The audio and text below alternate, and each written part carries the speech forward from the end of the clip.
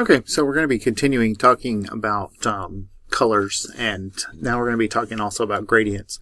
But let's go over again things that we've already talked about. So the first thing that I want to talk about is stroke and fill. Okay, so when I click on this little hair top, or whatever you want to call it, top of our little chicken head, I guess this guy is. Right, I can change if you in the properties panel. So if you don't see that, go to Windows, Properties.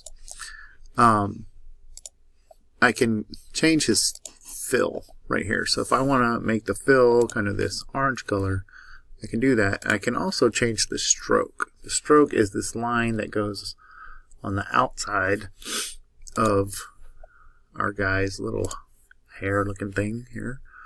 Right, so I can make it that. I can also change the amount of that stroke, so I can make it thicker, right, and it's in points, right? Or I can make it thinner,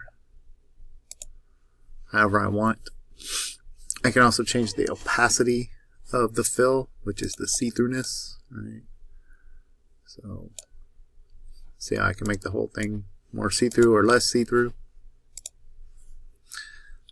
So those are just some things that I can do with the properties path under appearance, right? And there are more things that you can do under the little three dots. But that's the basics of stroke and fill. Okay, so let's talk about a gradient. Okay, so if I wanted to add a gradient here, I'm going to change the fill of my whole face area. So I'm just going to click on fill, and a gradient is where it fades from one color to another, or it can be several colors even. So I'm going to use this kind of orange yellow gradient, but I don't really want it to go side to side like that. So what I want to do is I want to edit the gradient. So I'm going to double click on it here. What I want to do is change the gradient from how it goes currently from side to side to up and down. So thus far, I've been using the selection tool, the black arrow, right? And what I want to do is click on the gradient tool. You'll see now I have the gradient tool, and this allows me to control the gradient. There's a couple different things I can do. One is I can take over here and I can rotate the gradient so that it is no longer from top to bottom, or from side to side, but from top to bottom. I can also change the colors inside the gradient by clicking on any of these sliders, right? I can make the gradient colors go more together, right, or further apart, and I can also change the color by double clicking on it, and then I can change this color by changing the sliders, right? I can make it green or whatever color that I want it to make it, right? So let me go back to that kind of darker orange color that we had before, right? Okay, and so now I want to simply go back to where I was before. So I want to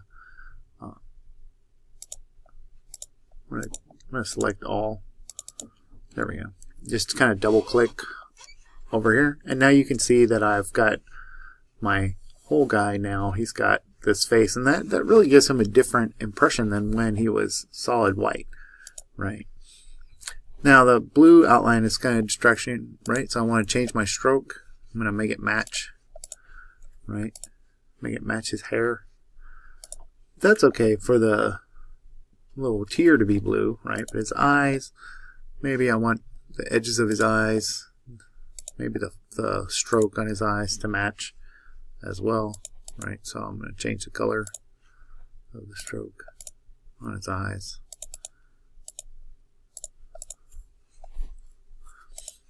And maybe the stroke on his mouth too, right? So that way they all match.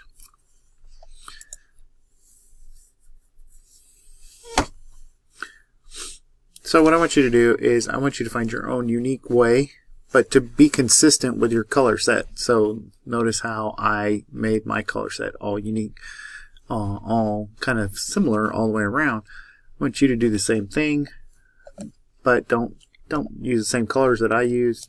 Pick your own color set, and then I want you to go ahead and type your name up here in the top, and then we're going to change the size of it, right? So let's make it at least 24 point, make it a little fatter. Right. Let's pick a fatter font, and then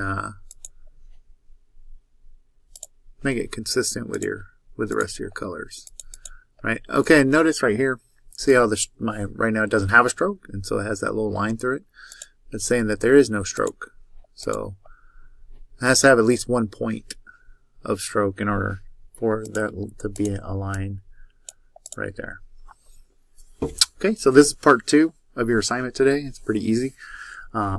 So save this one again, and you're good to go.